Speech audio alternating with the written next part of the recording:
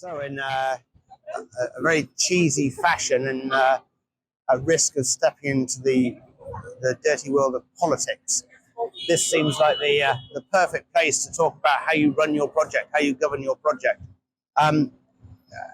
All projects start off well, and you've got to keep them on track.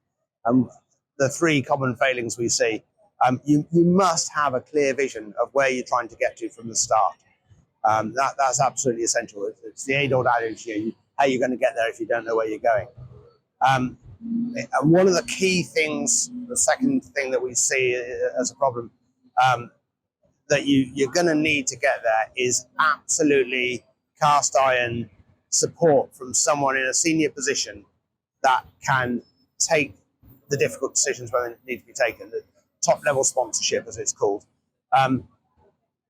All projects at some point, that you're going to get to a bit in the middle where it gets a bit sticky and a bit horrible, and probably people don't want to change.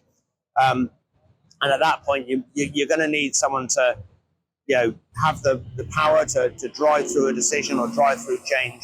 That's your top-level sponsor.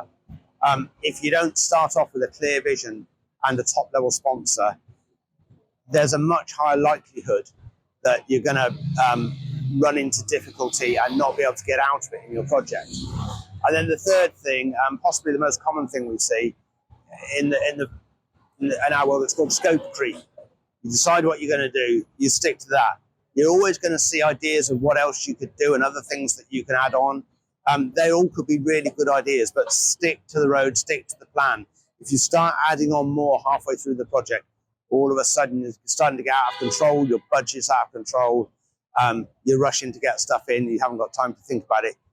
Get them on a list, call them phase 2, phase 3, prioritize them, but don't let them derail your initial vision.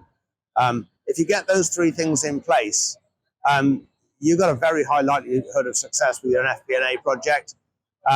It's often the projects that we see go wrong, it's not about the software itself, it's about how you manage the project and how you set it up.